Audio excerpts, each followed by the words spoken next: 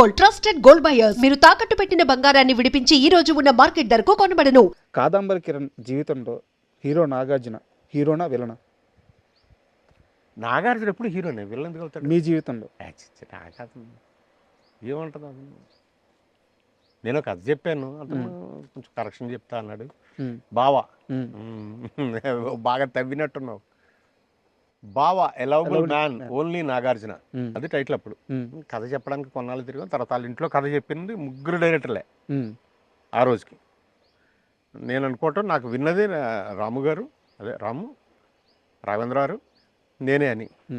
ఏదో కరెక్షన్ చెప్పాడు, ఆ కరెక్షన్ అవ్వలేదు. ఆ తర్వాత అతను వినటానికి అవ్వాల, అంతే తప్ప అతను వెళ్ళడం ఎందుకు అవుతాడు? అతను హీరో. తర్వాత వెరీ రీసెంట్గా నాసామి రంగాన్ని సినిమా చేశాను. అవును, విజయ్ బిన్ని డైరెక్టర్. వస్తున్నాడు, చూడగానే ఎంత ఫ్రెష్గా ఉన్నావు కిరణ్, నువ్వేంది ఎప్పుడు కాదంబరు, నువ్వు ఏంటిది అన్నాడు. అవును, నేను అప్పటి నుంచి ఇలా ఉన్నా, నేను నాగేశ్వరరావు శిష్యుడిని అన్న. సూపర్ ఉంది టైమింగ్. నాగేశ్వరరావు శిష్యుడిని నేను. ఇలాంటి నేను అసలు నేను చాలామంది కమెడియన్స్ వాళ్ళు ఆర్టిస్టులు చూస్తున్నాను, వాళ్ళంతా బోల్డ్ చేంజ్ అయిపోయారు, ఏంటి ఇంత ఫిట్గా ఉన్నావు. అలాగే రామ్ చరణ్ కూడా శంకర్ గారి సినిమా గేమ్ చేంజర్, అక్కడ అవుట్డోర్లో ఉన్నాం పంజాబ్ దగ్గర. అక్కడ సడన్గా చూస్తారు, సార్ ఏంటి సార్ మీరు ఏంటి అంత ఫిట్గా ఉన్నారు ఏంటి అంత అలా అబ్బాయి. అలా వీరమే దట్స్ ఆల్. అంటే ఎందుకు ఈ క్వశ్చన్ ఇంత స్ట్రాంగ్ అడిగానంటే, నేను ఒక నెలన్నర క్రితం చంద్ర గారిని కలిశాను. ఎవరిని? చంద్ర గారిని. నాగార్జున గారు మేకప్ మ్యాన్. ఫస్ట్ ఆల్ బావా మేకప్ మ్యాన్ ఉండేవారు, రాము గారు. చంద్ర గారిని కలిశాను.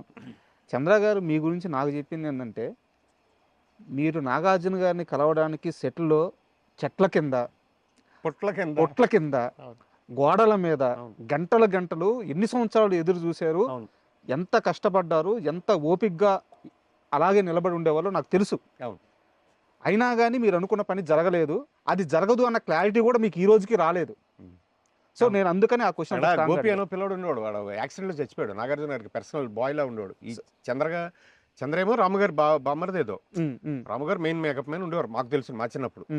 మేము కృష్ణరాజు గారు ఫాలోవర్స్. ఎవరు? రాము గారు ఫాదర్, రామ్ గోపాల్ ఫాదర్ కృష్ణరాజు గారు. ఆయన ద్వారా నేను నాగేశ్వరరావు ఫ్యాన్గా. తో నేను అక్కడ కనపడి చంద్రకి గోపికి కనపడి పలానా చోట నేను ఉంటాను అని బాబు కనపడి వెళ్ళిపోయేవాడిని. అంటే నేను వచ్చినట్టు అతనికి రిజిస్టర్ చేసి దక్కునేవాడిని. అదే వెళ్ళి సెట్లో ఉండలేం కదా, అందులో పొజిషన్ లేనప్పుడు అసలు ఉండకూడదు.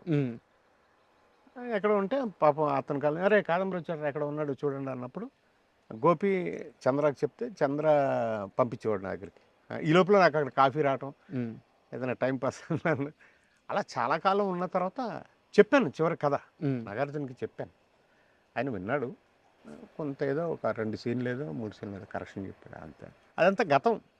అంటే సార్ ఇది మీతో కలిసినప్పుడు అలాంటి విషయాలు లోడకపోతే ఒక యాంకర్ గానో జర్నలిస్ట్ గానో సాటిస్ఫాక్షన్ ఉండదు. నా దగ్గర ఇంకా దీని మీద ఇంకో క్వశ్చన్ ఉంది. నాగార్జున గారు మీతో సినిమా చేయడానికి ఒకానొక సమయంలో ఆల్మోస్ట్ రెడీ అయిపోయి పబ్లిక్గా అనౌన్స్ చేశారు. అనౌన్స్ చేశారు, కానీ నాగార్జున గారికి అతిపెద్ద హిట్లు ఇచ్చిన ఒక స్టార్ డైరెక్టర్ ఆపాడు. నిజమా అబద్ధం? నాకు పేరు చెప్పొద్దు, నిజమా అబద్ధం చెప్పండి. అది ఆపాడు అనటం కంటే ఆగిపోయిందంటే బెటర్. ఏం చేస్తాం ఇప్పుడు? అతను ఒక్కడ అలా కూర్చుని ఉంటే 15 మంది చుట్టూరు ఉన్నారు. సార్ దత్ గారు ఉన్నారు, రామారావు, కేఎస్ రామారావు ఉన్నారు, మణిశంకర్ గారు ఉన్నారు, శివలం కృష్ణప్రసాద్ గారు ఉన్నారు, గోపాల్ రెడ్డి గారు ఉన్నారు, కేఎల్ నారాయణ గారు ఉన్నారు. ఇంతమంది చుట్టూరు అందరు ఉంటే ఒక్క నిమిషం ఉండండి మీకు ఒక అనౌన్స్మెంట్ చెప్తాను, ఓ సినిమా వేస్తున్నాను అని చంద్ర ఎక్కడ ఉన్నాడు కాదమ్మనంటే పలానా చోట పిలిచారు. పిలిస్తే నేను బాబు చిన్నబాబు అనేవాడు. చిన్నబాబు ఏంటి నాగార్జున పిల్ల అని ఉన్నాను. మాకేంటి చిన్నబాబు అని నా ఆశీర్వాదాలు ఎలా పిలుస్తారు అలాగా అలా ఉండేది. ఏంటి సినిమా అంటే మన టైటిల్ ఏంటి? నేను పల్లెటూరు బ్యాక్డ్రాప్లో సినిమా చేస్తున్నాను, ఇతనికి ఇచ్చాను సినిమా, టైటిల్ చెప్పంటే బావా ఎలవబుల్ మ్యాన్ ఓన్లీ నాగార్జున అన్నా నేను. అందరు క్లాప్సిల్లు. అంటే అన్నీ మన ఫేట్లు కూడా ఉంటాయి పాపం వాళ్ళని అనుకునే. ఆ రోజు చేస్తే ఒకలా, చేయకపోతే ఇలా, అంతే. అలా ఎన్నో జరిగింది. చాలా రిలయబుల్ సోర్స్ నుంచి తెలుసుకున్నాను, అందుకని అడిగాను. లేదు ఫ్యాక్ట్. ఇప్పుడు నేను నా శిష్యులు కూడా అందరు కృష్ణానగర్లోనే ఉండేవారు, నేను ఎక్కడ ఉండేవాడిని. కానీ కృష్ణానగర్లోనే ఉండి వీళ్ళందరితోనూ టీలు తాగుతూ వీళ్ళందరితోనూ కథలు చెప్పుకుంటూ ఆ బావ అనే సినిమాకి కూడా పోసాని గారి దగ్గర నుంచి జలదంకి సుధాకర్ గారు ఇలాంటి దాదాపు 19-20 మంది రైటర్లు నాకు హెల్ప్ చేశారు. అంటే వాళ్ళు పోసాని గారు ఏమనేవారు తెలుసా, నువ్వు 4 to 5 కానీ 5 to 6 కానీ 1 hour రాగలుగుతావు అనేవారు. పోసాని దగ్గరికి వెళ్ళిపోయాను. నాకు అంటే స్నేహితులు వీళ్ళంతా సార్. వెళ్ళిపోయా, అన్న ఈ సీన్ ఇలా అనుకుంటున్నాను, ఇలా దాన్ని కరెక్షన్ చేసి దీని తర్వాత ఇలా చేయాలి ఇలా చెప్పేవారు. ఆదిత్య గారు అని చనిపోయారు, ఆయన బాలచంద్ర గారి శిష్యుడు, డైరెక్టర్ కూడా. ఈ ప్రశ్నకు బదులేదు ఇలాంటి సినిమాలు ఆయన దగ్గర కూడా వెళ్ళిపోయాడు. ఆయన ఈవినింగ్ టైమ్స్ ఇచ్చేవారు నాకు, 5 to 6 కానీ 7 to 8. ఎంతోమంది రైటర్స్ అలా కూర్చొని కాబోయే డైరెక్టర్లు అయితే దెబ్బతిన్న డైరెక్టర్లు, లేకపోతే నా స్నేహితులైన డైరెక్టర్లు, మన దేవిప్రసాద్ కానీ, అల్లాన్ శ్రీధర్ కానీ, శ్యామ్ అనే పిల్లడు చచ్చిపోయాడు డైరెక్టర్గా కూడా, అతను కానీ, కత్తి అనే సినిమా తీశాడు మళ్ళీ ఆయన కానీ, వీళ్ళందరూ స్నేహితులు నాకు. వాళ్ళందరితోనూ డిస్కషన్లో ఉండేవాడిని. యోగి, ఎంతోమంది. ఆ కథకి అప్పట్లో 3-4 కథలు చేసుకున్నా. ఆ 4 కథలకి వాళ్ళందరి సహకారం. మరుదురాజా గారు కానీ, మరుదురాజా గారితో ఒక కథ చేసి ఒక హీరోయిన్, 9 మంది కమెడియన్స్, రమకృష్ణ గారు ఎక్కడికో వెళ్ళి కథ చెప్పాం. ఒంగోలు ఎక్కడికి వెళ్ళాం, అక్కడికి వెళ్ళి కథ చెప్పొచ్చాను నేను, భరణి గారు, ఆయన మన మరుదురాజా గారు, ఆవిడతో చేయాలి. అప్పుడే పెళ్ళి ఉన్నాయి అప్పటికి. వాళ్ళకి నేను వాళ్ళ ఫ్యామిలీ, వాళ్ళ ఫాదరు, మదరు, వాళ్ళ సిస్టర్ వాళ్ళందరూ కూడా బాగా అభిమానించేవారు నన్ను సార్. రమకృష్ణ గారు వాళ్ళు, అలాగే సౌందర్య గారు బ్రదర్ అమరు, వాళ్ళిద్దరి దగ్గర కూడా బాగా దగ్గరగా ఉండేవాడిని సార్. ఏంటో అవన్నీ కుదరలేదు, ఎందుకో చాలా ప్రయత్నాలు చేశారు. తెలుసు, మీ ప్రయాణం అంతా తెలుసుకొని వచ్చారు సార్. చేశారు, చాలా ప్రయత్నాలు చేశారు. అలాగే బాబు మోహన్ గారి కొడుకుతో కూడా, బాబు మోహన్ గారి అబ్బాయితో కూడా సినిమా అనుకున్నాం, ఆయనతో తిరిగాను. మన బ్రహ్మానందం గారితో సినిమా అనుకున్నాం, సిటీ లైట్స్ సైలెంట్ మూవీ అనుకున్నాం.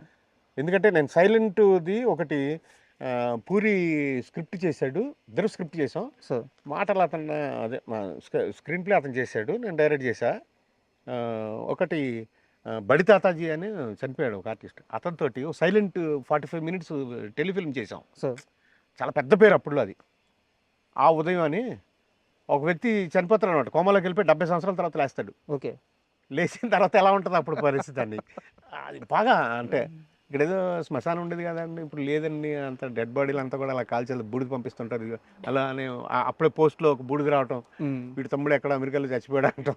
దీంట్లో 1 minute ఎలా వచ్చిందంటే ఇప్పుడు అంతే బటన్ నొక్కితే వచ్చేస్తున్నాయని ఏంటంటో రాసాం. ఏంటో ఫ్యూచర్ ఎలా ఉంటుంది అని అప్రోచ్ అయితే ఉంది సార్, కానీ ఎందుకో చాలా వరకు మెటీరియలైజ్ అవ్వలేదు. నాయుడు గారు నాకు సూపర్ బ్రదర్స్ అవును అనౌన్స్ చేశారు, ఆయనే చేశారు. నాయుడు గారి స్టూడియోలో అప్పుడు నేను డైరెక్ట్ చేసిన సినిమా కుర్రాల రాజ్యం షూటింగ్ చేస్తుంటే ఒక సెట్ వేసాం. ఆ సెట్లో చేస్తుంటే ఆయన వచ్చి, నీకు సినిమా ఇస్తున్నాను, తొందరగా ఇది ఫినిష్ చేసుకుని వచ్చేసాయి అని ఆయనే టైటిల్ చెప్పారు. Super heroes, super brothers. అప్పుడు కుదరలేదు. And for more videos, please subscribe to iDream. Please subscribe to iDream. Please subscribe iDream. And please subscribe to iDream. For more videos, subscribe to iDream. please like, share and subscribe to the channel. Congratulations, iDream. Subscribe to iDream. Subscribe to iDream.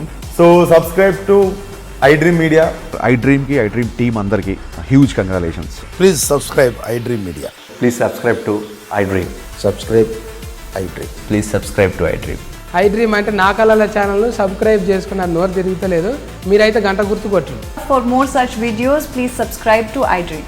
Subscribe to iDream. Please subscribe to iDream. Please subscribe iDream Media. Please do subscribe to iDream. Please subscribe to iDream Media. For best entertainment and information, please subscribe iDream. And don't forget to subscribe to iDream.